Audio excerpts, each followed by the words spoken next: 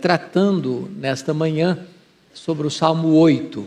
Eu peço que você abra sua Bíblia comigo para lermos este texto e considerarmos juntos a exposição dele. Salmo 8.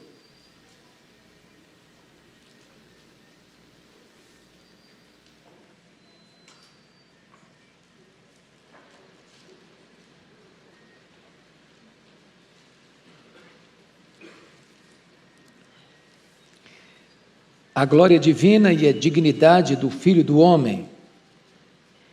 Ó Senhor, Senhor nosso, quão magnífico em toda a terra é o teu nome, pois expuseste nos céus a tua majestade.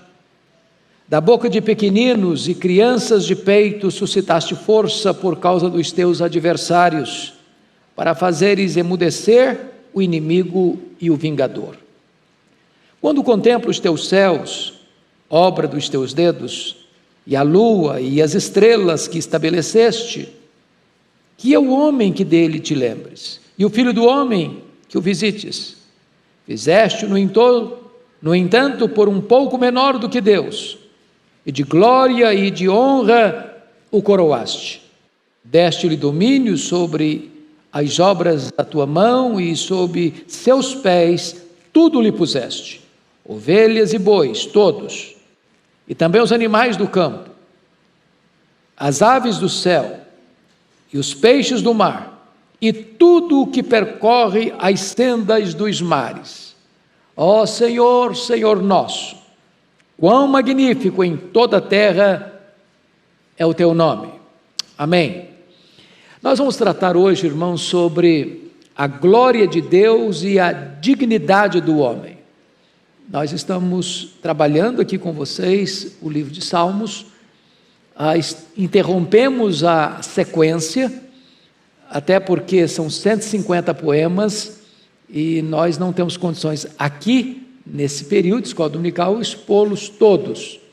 Então nós vamos agora buscar alguns salmos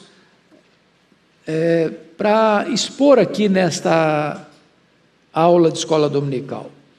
Vocês bem sabem que o livro de Salmos é dividido em 5 blocos, em 5 livros, né? O primeiro bloco, o primeiro livro, o Salmo 1 ao 41, basicamente todo escrito por Davi. Depois vem o 42 até o 72, o segundo livro. Depois o 73 ao 89, o terceiro livro. Depois o 90 ao 106, o quarto livro. E o 107 ao 150, o quinto livro. Nós estamos então ainda no primeiro livro, que vai do 1 ao 41, e este é o Salmo 8, conhecido por Charles Haddon Spurgeon como a canção do astrônomo. E Perkiser disse que este livro, ou melhor, esse Salmo 8, é o melhor comentário que nós temos de Gênesis capítulo 1. E também esse salmo é colocado e considerado como um salmo messiânico, porque Jesus fez referência a ele lá em Mateus capítulo 21, e também o autor aos Hebreus faz referência a ele lá em Hebreus capítulo 2. Então o salmo messiânico é todo aquele salmo que ele é citado no Novo Testamento com referência a Cristo, né? Então quando Davi escreveu esse salmo, ele não estava apenas pensando no homem, como você e eu, mas ele estava também remetendo estas verdades a Jesus Cristo, Filho de Deus. Por isso é um salmo messiânico. Então, com a Bíblia aberta no salmo, nós vamos considerar aqui algumas lições importantes. A primeira delas é a majestade magnífica do Criador. Ó Senhor, Senhor nosso, quão magnífico em toda a terra é o teu nome, pois expuseste nos céus a tua majestade. Então aqui nesse verso 1, eu quero considerar com vocês 3 verdades. Primeira, a realidade da grandeza do nome de Deus. Ó Senhor, Senhor nosso, quão magnífico, quão magnífico. Veja vocês que tem um ponto de exclamação no final. Ele está extasiado, ele está como que tomado de forte emoção ao ponderar, ao considerar, ao avaliar, ao ter uma visão mais ampla e mais profunda da grandeza majestática de Deus, sobretudo do nome de Deus. Agora, notem vocês que é a criatura que está olhando o Criador, é a criatura que está extasiada com a grandeza do Criador, e o nome de alguém representa esse alguém. Quando você cita o nome de uma pessoa, você está remetendo as pessoas não a um nome, mas ao ser que está por trás do nome. O nome é um símbolo de quem a pessoa é, remete à pessoa. Então ele não está aqui apenas encantado com a beleza do nome, Jeová. Ele está encantado com tudo quanto Jeová é, com tudo que ele representa, seu ser, seus atributos, suas obras, as suas realizações, tudo isso está embutido no nome de Deus, e ele está aqui admirando a grandeza desse nome. Segundo aspecto, aí nesse versículo primeiro, é a extensão da grandeza do nome. Ele diz: ó Senhor, Senhor nosso, quão magnífico em toda a terra é o teu nome. Então o nome de Deus não é admirado apenas por você e por mim, o nome de Deus é admirado em toda a terra.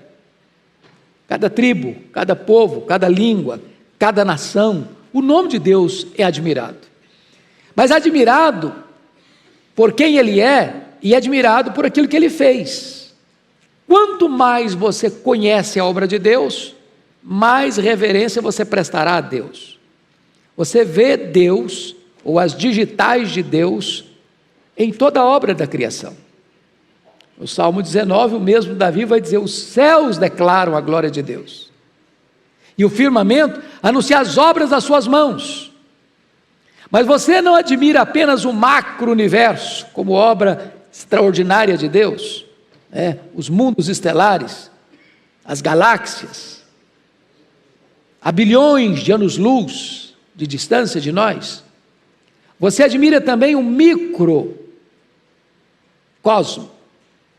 Você admira uma gota de orvalho, você admira uma semente que você lança na terra, e ali dentro dessa semente tem vida, e ela morre, e a vida explode. Você admira a beleza do seu corpo, com mais de 60 trilhões de células vivas.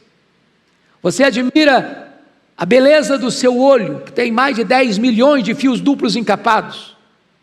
Você admira a pétala de uma flor, o cântico de um pássaro, o sorriso de uma criança. Todo o universo está estampando a majestade de Deus. Sobretudo você que gosta de ver essas coisas, cada pôr de sol que a gente tem visto ultimamente, que é uma obra de arte, Deus desenhando nas nuvens paisagens diferentes a cada entardecer. Então, tudo isso remete à glória de Deus. Toda a terra vê as digitais do Criador. Mas talvez nós aqui não estamos admirando apenas a criação, mas sobretudo a grandeza do nome de Deus por causa da obra da redenção. A obra da redenção. E esta obra não foi feita como um plano B, porque o plano A fracassou. Esta obra não foi planejada porque algo deu errado e Deus não contava com os imprevistos da obra que Ele realizara e então teve que rearranjar, rearrumar. Não! Você vai ler na Escritura que o plano da redenção é um plano eterno. Deus fez isso antes mesmo da fundação do mundo. O Cordeiro já tinha sido morto antes da fundação do mundo, ou seja, a obra da redenção, a sua salvação foi planejada na eternidade, antes que houvesse o mundo, antes que o sol brilhasse, antes que as estrelas reluzissem, antes que os mares piscosos existissem, antes que as flores brotassem, antes que o homem fosse criado. Deus já havia planejado todas as coisas da sua redenção, e o salmista está contemplando tudo isso, admirado, dizendo: ó Senhor, Senhor nosso, quão magnífico em toda a terra é o teu nome. Mas vejam vocês na parte C do versículo 1, pois expuseste nos céus a tua majestade. Meus irmãos, quando Davi escreveu isso, talvez o que ele pudesse ver e saber no seu tempo, pelo conhecimento da época, é que Davi era um pastor de ovelhas. E Davi era um pastor de ovelhas na região de Belém, que é um deserto, nas toscas montanhas da Judéia. E certamente, quantas noites ele passou ali, a céu aberto, a abóbada celeste sobre a sua cabeça, e o céu estrelado, e ele admirando esse cenário. Mas hoje, com o advento do conhecimento científico, hoje com as lupas imensas dos grandes observatórios, onde o homem pode contemplar os mundos estelares, nós estamos aqui extasiados, né? A ponto de nós podermos afirmar que existem bilhões de mundos estelares, há bilhões de anos-luz de nós, a ponto de nós ficarmos extasiados com o fato de que o universo tem mais de 93 bilhões de anos-luz de diâmetro, significando dizer que se nós voássemos a velocidade da luz 300 mil quilômetros por segundo, nessa velocidade nós demoraríamos mais de 93 bilhões de anos para ir de uma extremidade à outra desse universo. Observando e observando que Deus expôs nos céus a sua majestade, saber que tem mais estrelas no firmamento que todos os grãos de areia de todas as praias e desertos do nosso planeta. E Deus expõe tudo isso para ser contemplado por você e por mim. Então, eu posso lhe afirmar à luz de Romanos 1, que os atributos de Deus podem ser conhecidos e vistos pela obra que Ele criou. E você vai perceber mais que o ateísmo não é um problema intelectual, o ateísmo é um problema moral.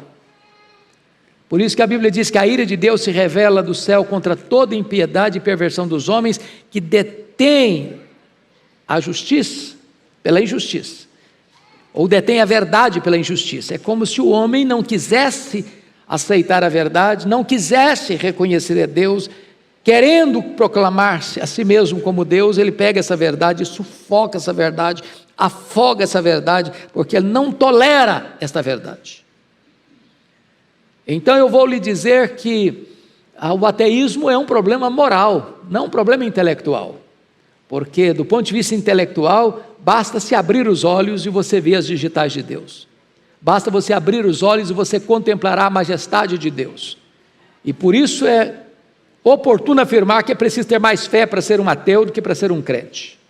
Para ser um crente basta abrir os olhos, para crer em Deus basta contemplar a natureza, para crer em Deus basta você ter massa cinzenta no seu cérebro e ter olhos para enxergar quão magnífico Deus expôs o seu nome, a sua glória e a sua majestade nos céus.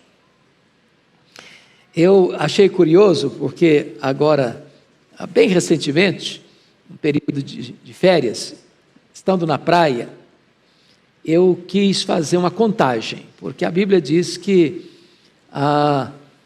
Deus espalha as estrelas no firmamento, está lá em Isaías 40, 26, e por ser forte em força e grande em poder, quando as chama pelo nome, nem uma só delas vem a faltar. E como os cientistas afirmam com muita segurança de que há mais estrelas do que grãos de areia, eu enchi minha mão de areia, falei, eu vou contar. 1, 2, 3, 100, 200, 500. Aí eu parei de contar porque não tinha contado a ponta do dedo cheia de grão de areia. Sabe aquela areinha que gruda no dedo? Pois há mais estrelas do firmamento que todos os grãos de areia de todas as praias e desertos do nosso planeta. Então, esse Deus é o Deus que expôs a sua majestade nos céus, está escrito aí. Pois bem, Mas agora, em segundo lugar, além da majestade magnífica do Criador, você vê a vitória retumbante de Deus sobre os seus inimigos, no verso 2. Da boca de pequeninos e crianças de peito suscitaste força por causa dos teus adversários, para fazeres emudecer o inimigo e o vingador. Então veja você que Davi faz uma transição da transcendência de Deus para a imanência de Deus. Da glória de Deus exposta majestaticamente nas alturas, para a boca do pequenino, a criança de peito. E aí você vai perceber que isso tem a ver com a estratégia de Deus de pegar as coisas pequenas para envergonhar as fortes, de pegar as coisas fracas para desbancar as coisas poderosas, para Deus fazer do louvor de uma criança a força maior do que de um exército. E você se lembra que esse texto remete para Jesus Cristo, porque quando ele estava lá, e você pode conferir isso comigo, por favor, Mateus 21, Deus usa coisas fracas para derrotar as fortes. Leia aí comigo, Mateus 21, versículos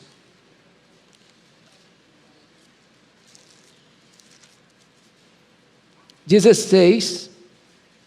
Vamos pegar o 14, porque é o contexto. Vieram a ele no templo, a ele Jesus no templo, cegos e coxos, e ele os curou. Mas vendo os principais sacerdotes, os escribas, as maravilhas que Jesus fazia, e os meninos clamando, Hosana, o filho de Davi, indignaram-se e perguntaram-lhe, ouves o que esses estão dizendo? Ou seja, esses principais sacerdotes e escribas estão chocados, irritados, porque os meninos estavam cantando isso, Hosana, o filho de Davi, Hosana, o filho de Davi, exaltando a Jesus, glorificando a Jesus, que acabara de fazer milagres. E eles querendo tirar uma casquinha em Jesus, está vendo que esses meninos estão falando aí? Em outras palavras, repreende esses meninos.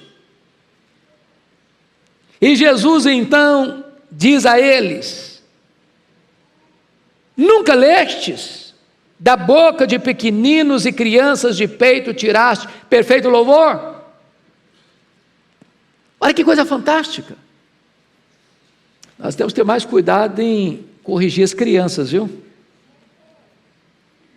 As crianças podem até não cantar com toda a arte, com toda a beleza, com toda a harmonia, mas como Deus enxerga a motivação e vê a intenção, o texto está dizendo que Deus tira o perfeito louvor da boca dos pequeninos. E sabe, irmãos, o louvor, à luz da Bíblia, é arma de guerra. Deus prende, aprisiona os inimigos, está lá no Salmo 149, com louvor. É por isso que, quando o povo de Deus adora e canta, Deus desbarata os inimigos. Porque o inimigo não sabe adorar. Ele sabe murmurar, sabe xingar, sabe blasfemar, mas ele não sabe adorar. É por isso que quando aquela confederação de inimigos atacou, estava prestes a atacar Jerusalém, lá em 2 Crônicas capítulo 20, e mandaram um recado abusado para o rei Josafá. Josafá não tinha tempo para armar um exército, para convocar o povo, para estabelecer uma estratégia de guerra. E diz a Bíblia que o rei se apresenta a Deus, diz, meu Deus, eu não sei o que fazer, eu não tenho nem estratégia para enfrentar essa grande multidão que vem contra nós, mas os nossos olhos estão postos em Ti. E Deus então é o seguinte, essa guerra é minha. Então faz o seguinte, não prepara um exército na frente não, prepara um coral, e bota o coral na frente do exército, e bota o coral para cantar com voz alta sobremaneira. E diz o texto que tendo eles começado a cantar e a dar louvores, o Senhor pôs emboscada contra os filhos de Amon e de Moabe, e eles foram desbaratados. Então muitas lutas na vida se vencem é com louvor, é com adoração. Que quando você adora a Deus e louva a Deus, você está dizendo: Deus está no controle. Eu não estou, mas Deus está. Eu não tenho estratégia, mas Deus tem. Eu não tenho força, mas Deus é onipotente. E Deus tira daquilo que é fraco a força. Deus tira da boca dos pequeninos o perfeito louvor para vencer os inimigos, para calar os inimigos. Pois bem, amados, vejam vocês que as crianças não estão usando armas, as crianças estão usando o quê? Louvor. Há momentos na vida que você usar armas não vai ajudar muito, não. Tem hora que a gente quer vencer nas armas, né? Quer vencer na força, quer vencer na nossa estratégia. E esse salmo está nos ensinando que você nunca é tão forte como quando você adora a Deus, você louva a Deus. Mesmo que a circunstância seja de zombaria, de crítica, de ira, como essa que Jesus está sofrendo. Aqueles que vão prender Jesus daqui a pouquinho, e vão chegar e levar Jesus para o sinédrio daqui a pouquinho. Aqueles que vão condenar Jesus à pena de morte, por blasfêmia e conspiração daqui a pouquinho, estão querendo aqui intimidar Jesus. Repreenda esses meninos, está vendo o que eu estou falando, não? Hosana, Hosana, bendito é o que vem em nome do Senhor. Para com isso, e repreende esses meninos. E Jesus não, nunca lestes? E Jesus remete ao Salmo 8, da boca de pequeninos extraíste perfeito louvor. Mas agora, em terceiro lugar, olhando o Salmo, vamos dar uma olhadinha no versículo 3. Quando contemplo os teus céus, obra dos teus dedos, e a lua e as estrelas que estabeleceste. Aqui vamos ver a grandeza insondável da criação. Meus irmãos, vamos parar um pouquinho para perceber. Quando contemplo os teus céus, de obra dos teus dedos, e a lua e as estrelas que estabeleceste. Davi está aqui subscrevendo a ideia de que Deus é a fonte disso. É o Criador de todas essas coisas. Então Davi não se curva diante das teorias que hoje muitos têm se curvado. Por exemplo, que a matéria é eterna. Tem muita gente que acha que a matéria é eterna. Os gregos já pensavam isso lá atrás. Não, a matéria não é eterna. Eterno só Deus o é. Segundo, Davi aqui não sucumbe à ideia de que o mundo surgiu espontaneamente. O geração espontânea, a teoria da geração espontânea não é o que Davi entende aqui. Não, o mundo não pariu a si mesmo. O mundo não deu à luz a si mesmo. O mundo foi criado. Deus é o Criador. Deus é o Criador. Deus não foi criado, Ele é o Criador. Deus não passou a existir, Ele é o Pai da eternidade. E tudo que existe, existe pela palavra do seu poder, obra das suas mãos. Terceiro, Davi aqui não está jamais sucumbindo à ideia tão comum hoje de que o mundo é resultado de uma mega explosão. A teoria do Big Bang também não é o que a Bíblia ensina. Até porque você precisaria acreditar no acaso para acreditar na teoria do Big Bang. Um acaso, uma explosão casual, deu origem ao universo, com a sua ordem, com os seus movimentos. Então preste atenção nisso. Se o nosso mundo é fruto dessa mega explosão, será que a desordem produziria a ordem? Será que o caos produziria o cosmos? E aí você começa a perceber que as pessoas precisam ter muita fé para acreditar nisso, não precisa não? Pensa comigo, por exemplo, no nosso planeta. Por que nós estamos aqui? Será que essa explosão, pá, aconteceu? Aí nós estamos aqui porque um acaso nos deixou aqui, porque uma explosão fez daqui o nosso habitat, uma coisa casual. E hoje é sabido que o planeta Terra é o único lugar de condições plenas para a nossa sobrevivência. E nós estamos rigorosamente onde deveríamos estar. Porque se estivéssemos mais longe do Sol, morreríamos congelados. Se estivéssemos mais perto do Sol, morreríamos queimados. Então não foi um acaso. Deus nos colocou aqui. As mãos do Criador nos colocaram aqui. Mas imagine vocês, por exemplo,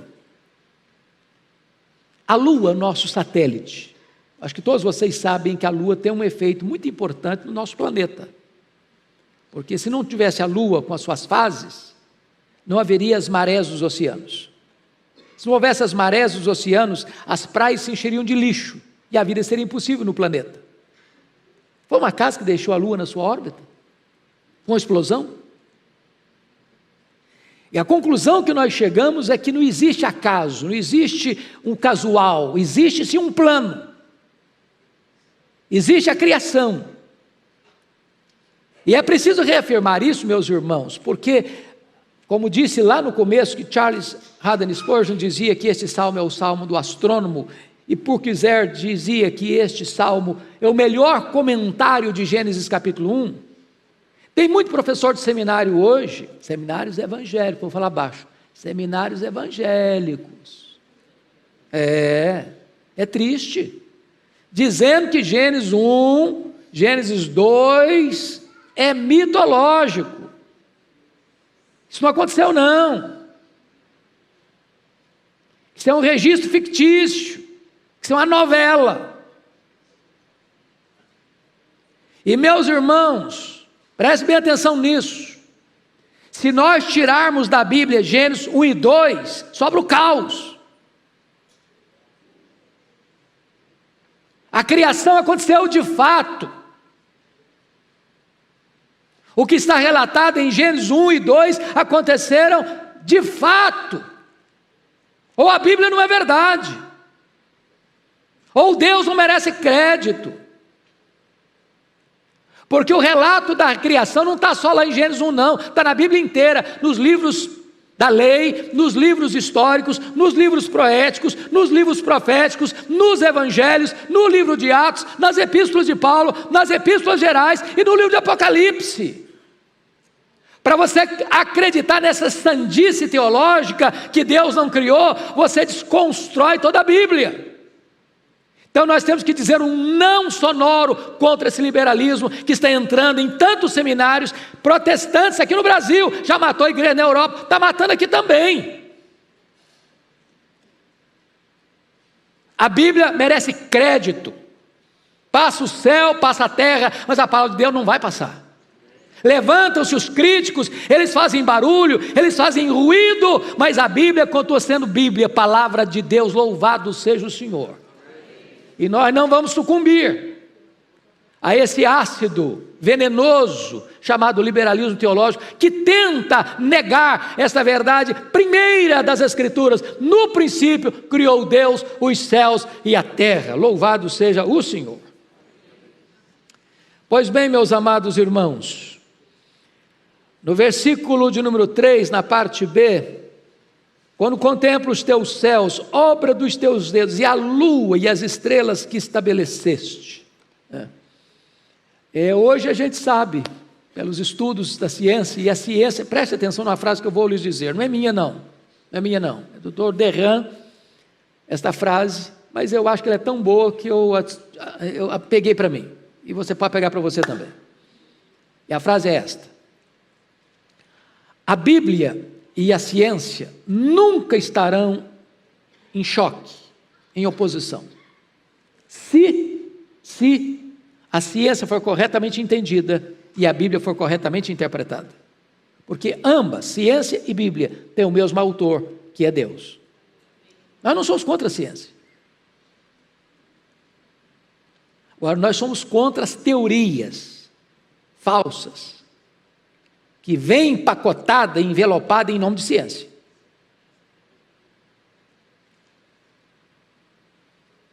Porque hoje, no mundo chamado científico, muitos querem abraçar as teorias como se ciência fossem. Falta-lhes, entretanto, as evidências das provas. E o Salmo 8 vem nos relembrar esta verdade primeira, de que Deus é o Criador. Então prestem bem atenção nesta outra afirmação que vou fazer. Criacionismo não é artigo de fé. Criacionismo não é artigo de religião. Criacionismo é artigo de ciência. De ciência. Talvez os maiores cientistas do mundo e da história são criacionistas. O que nós cremos pela fé é que o mundo que foi criado por Deus. Isso aí é fé. Isso aí é fé. Não que ele foi criado, que ele foi criado a ciência prova. Então, Davi está aqui, lá, há 3.000 anos de nós, que viveu 1.000 anos antes de Cristo, fazendo as mesmas afirmações que hoje a ciência prova. Deus é o Criador.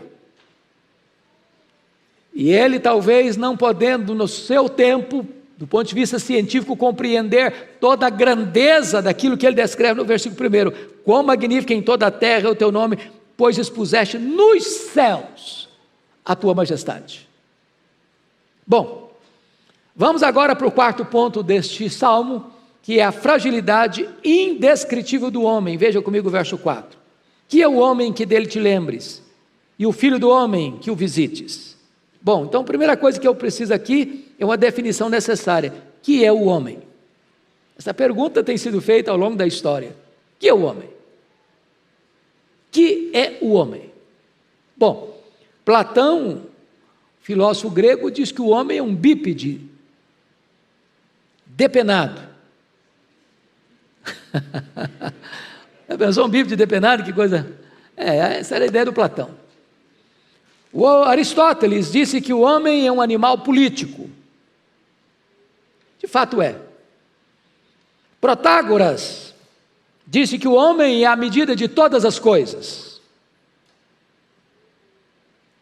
A Escritura, a palavra de Deus, diz que o homem é a imagem e semelhança de Deus. Agora veja você no verso, a parte B, e o filho do homem.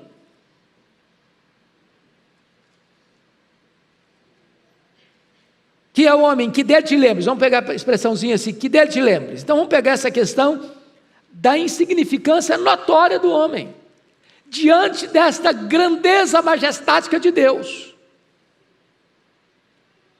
Porque se tem mais estrelas do que grãos de areia, e se há estrelas que estão a bilhões de anos-luz de nós,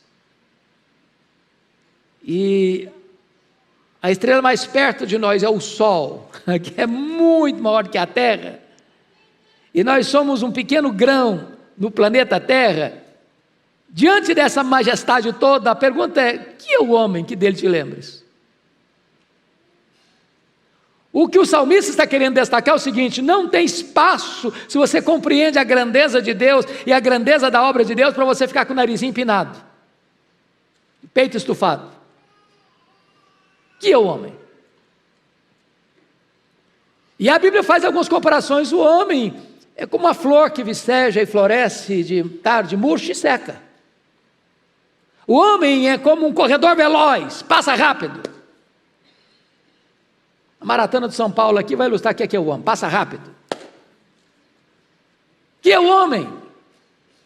É como a agulha de um tecelão, passa rápido. Que o homem é como um breve pensamento. Então, o salmista não está aqui enaltecendo o homem, ele está enaltecendo Deus, que apesar da limitação do homem, Deus ainda se lembra dele. Note vocês que a cosmovisão de Davi é teocêntrica e não antropocêntrica. Hoje parece que a igreja evangélica, mundo afora, está tentando mudar isso para colocar a teologia toda voltada para o antropocentrismo, e Deus virou um despachante celestial para atender os desejos e exigências do homem. Não, esse não é o evangelho. Você e eu não somos o centro do universo, Deus é. Mas aí vem, note comigo, a terceira frase, que é uma gratidão profunda. Que é o homem, para que ele te lembre, e o filho do homem que o visites.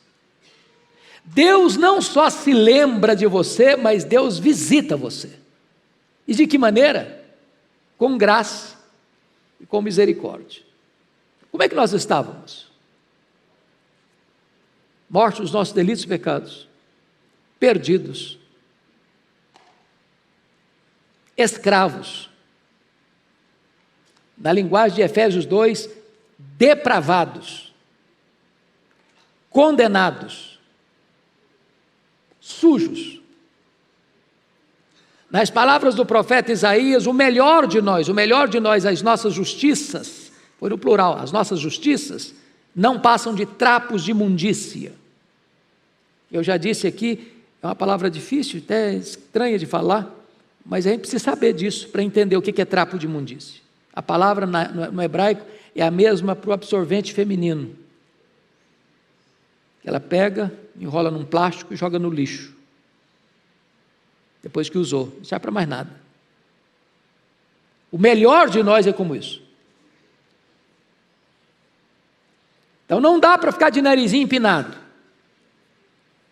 Apesar de nós, da nossa limitação, Deus, sendo majestoso, Ele se lembra de você e visita você, com graça, com misericórdia, com salvação, com redenção, para dar a você a vida eterna, para fazer dele seu filho, seu herdeiro,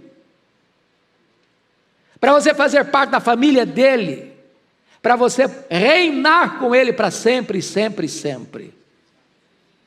Então, ao mesmo tempo que Davi mostra a insignificância da vida humana, ele mostra também a grandeza do projeto redentor de Deus, quando diz que Deus lembrou-se de você e Deus visitou você.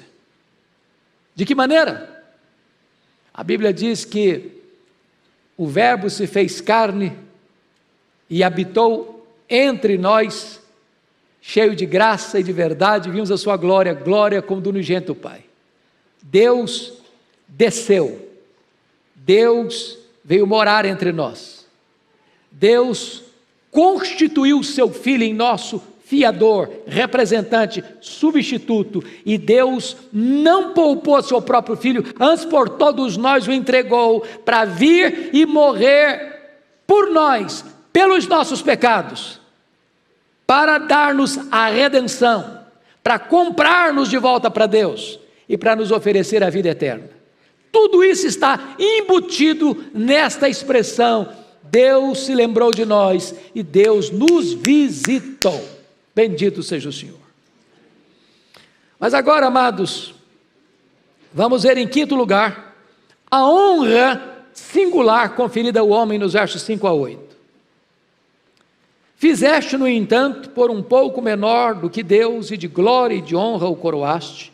Deste-lhe domínio sobre as obras da tua mão, e sobre seus pés tudo lhe puseste, ovelhas e bois, todos, e também os animais do campo, as aves dos céus, os peixes do mar, e tudo que percorre as sendas dos mares. Pois bem, amados, agora nós precisamos entender uma coisa. Vamos primeiro tratar disso com respeito ao homem, porque esse texto é messiânico. Ao mesmo tempo que está descrevendo você e a mim, esse texto está apontando para Jesus. Então vamos destacar aqui duas coisas. Primeiro, a forma singular da sua criação no verso 5. Fizeste-o, no entanto, por um pouco menor do que Deus, e de glória e de honra o coroaste. Qual é a singularidade que o salmista está destacando? Você se lembra que quando Deus está criando todas as coisas, Ele fez isso em 6 dias? E sempre que Deus criava, no final da criação daquele dia, dava uma nota, bom. Criava e dava uma nota, bom. Criava e dava outra nota, bom. No 6º dia, no ponto mais alto do dia, Ele cria o homem. Ele cria a mulher, a sua imagem e a sua semelhança. E aí Deus não só conclui com a obra-prima, mas conclui tudo e dá uma nota, muito bom. Porque de toda esta vasta criação, Deus criou anjos, que têm espírito, ou são espírito e não têm corpo. Deus criou animais, sejam terrestres, sejam aquáticos, sejam voláteis, ou seja, animais que pululam no campo, peixes que nadam nos mares e rios, e aves que percorrem as sendas dos céus, que têm corpo, mas não têm alma ou espírito. E Deus cria o homem, você e a mim, homem e mulher, que tem corpo e que tem alma ou espírito. De tal maneira que você e eu somos um ser singular na criação divina.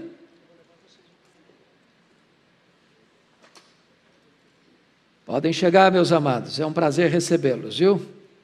Sejam bem-vindos.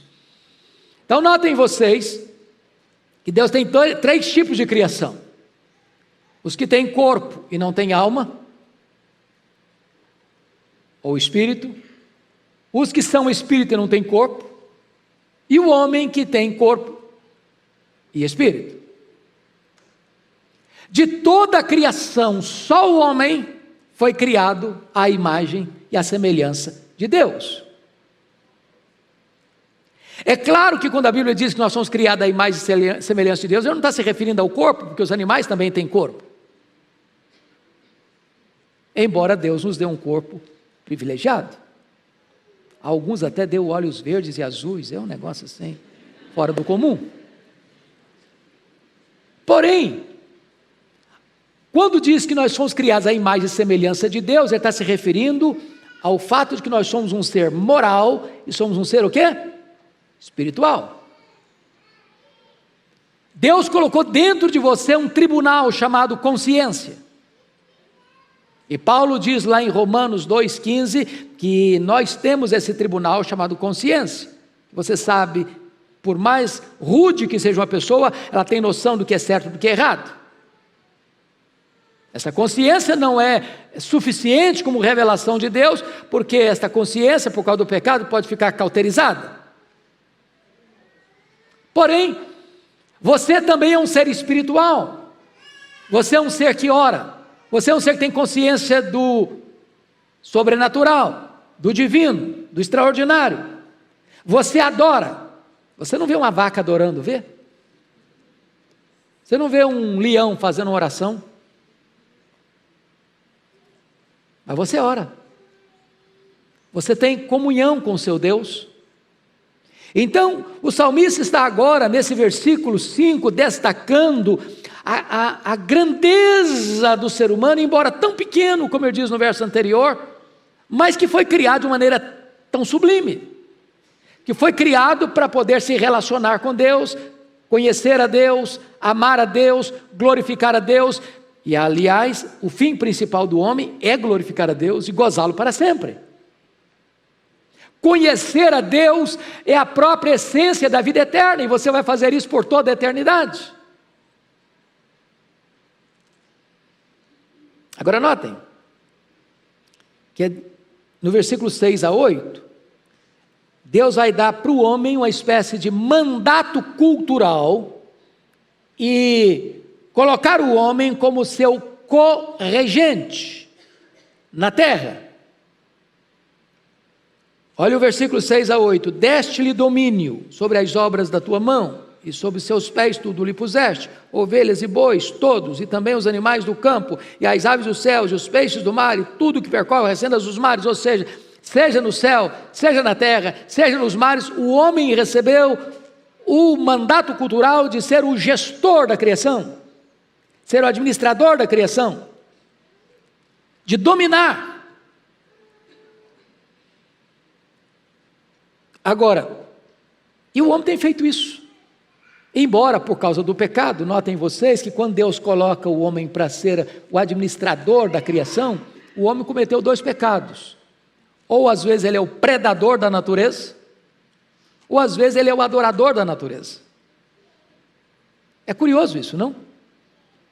Eu estava de férias certa feita, e eu vi que uma mulher, para mim eu gosto de praia em férias, porque a coisa que mais gosto é andar de manhã, ver o pôr do sol e o nascer do sol, e andar na areia, engrossar um pouco a sola do pé, contemplar a beleza do nascer do sol e tal.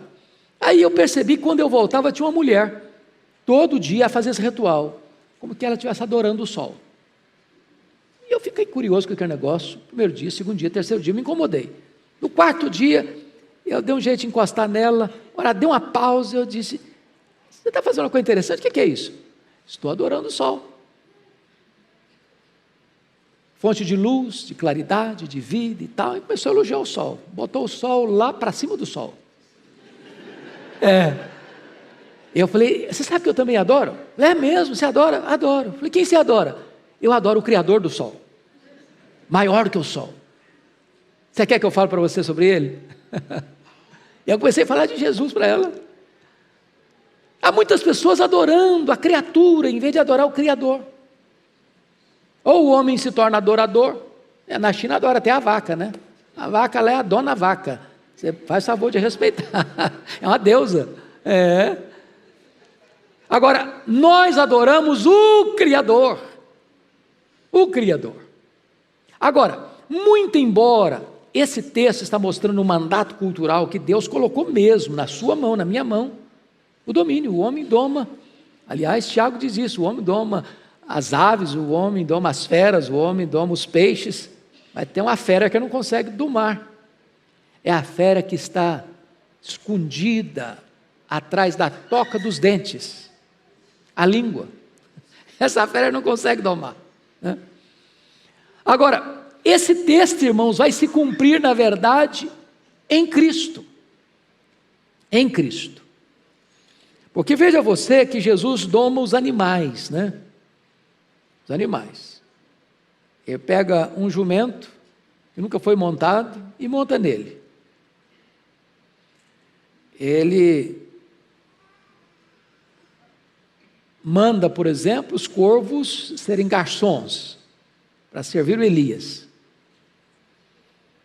Ele consegue empurrar um cardume de 153 peixes grandes para o lado direito do barco do Pedrão. Ele tem controle sobre as aves, sobre os animais, sobre os peixes. Ele tem pleno controle. Você e eu, para domarmos um animal bravo e indócil, tem que ser peão, senão não aguenta não, senão cai. Mas o Senhor manda, o bicho brabo amansa. O leão fecha a boca. Porque Ele é o dono da criação. Ele é o rei da criação. Ele é o Senhor da criação. Então vamos dar uma olhadinha nisso.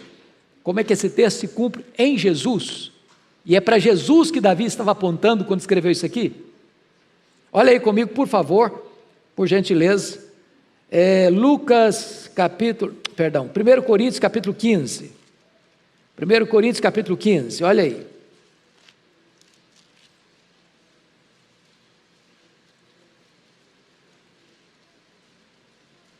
A partir do verso 25 até o 27. Porque convém que ele, está falando de Cristo, porque convém que ele reine até que haja posto todos os inimigos debaixo dos pés. O último inimigo a ser destruído é a morte. Porque todas as coisas sujeitou debaixo dos pés. E quando diz que todas as coisas lhe estão sujeitas, certamente exclui aquele que tudo lhe subordinou, que é o Pai. Agora dá uma olhadinha em Efésios 1, 22. Está escrito: e pôs todas as coisas debaixo dos pés, e para ser o cabeça sobre todas as coisas, o deu à igreja. Agora confira comigo, por favor, ainda Hebreus 2, porque é a citação explícita desse texto. Hebreus capítulo 2. Olha aí comigo, versos 6 a 8. Vamos ler o 5 também. Pois não foi a anjos que sujeitou o mundo, foi a homens, certo? Foi a anjos. Pois não foi a anjos que sujeitou o mundo que há de vir, sobre o qual estamos falando. Antes, alguém em certo lugar deu pleno testemunho dizendo, está citando agora literalmente o Salmo 8. Que é o homem que dele te lembres? Ou o filho do homem que o visites? Fizeste-o por um pouco menor que os anjos? De glória e de honra o coroaste, e o constituíste sobre as obras das tuas mãos. Todas as coisas sujeitaste debaixo dos seus pés. Ora, vamos entender agora. Ora, agora ele está interpretando o que citou. Ora, desde que lhe sujeitou todas as coisas, nada deixou fora do seu domínio. Agora, porém, ainda não vemos todas as coisas a ele sujeitas. Vemos, todavia, aquele que, por um pouco, tendo sido feito menor que os anjos, Jesus, por causa do sofrimento da morte, foi coroado de glória e de honra, para que pela graça de Deus provasse a morte por todo homem. Então veja você que Davi, ao escrever sobre, aqui no Salmo 8, falando que tudo sujeitou a ele, ao homem, agora o autor aos Hebreus, interpretando teologicamente as palavras de Davi, 3.000 anos depois, está dizendo que isso se aplica a quem? A Cristo. A Cristo. Porque tudo vai estar debaixo dos seus pés, inclusive os seus inimigos. Tudo. Anjos, demônios, homens, a natureza, tudo debaixo dos seus pés. Ele é o Senhor absoluto. A Ele tudo está absolutamente submisso e sujeito. Então note você que o domínio é sobre as obras das mãos de Deus, sobre a criação divina. E ele no verso 7 e 8 descreve os animais terrestres, ovelhas e bois, animais do campo. No verso 8 ele descreve os animais voláteis, as aves dos céus. E ele descreve em terceiro lugar os animais aquáticos, os peixes do mar e tudo que percorre as sendas dos mares. Então tudo que existe de ser, seja eles de animais, de aves, de peixes, seja eles de seres espirituais, os demônios, seja eles os homens criados à imagem e semelhança de Deus, tudo vai estar debaixo dos seus pés. Está escrito em 1 Coríntios 15, 25, que ele colocará todos os inimigos debaixo dos seus pés. E quando a Bíblia vai encerrar a cena do juízo final, você vai ver que o anticristo, falso profeta, o diabo, a morte, os ímpios, cujos nomes estão escritos no livro da vida, vão ser todos subjugados e lançados no lago do fogo. E ele reinando supremo, sem qualquer chance de oposição ao seu reinado. Então, o Salmo está tratando da majestade de Deus e da grandeza insondável do nosso Redentor.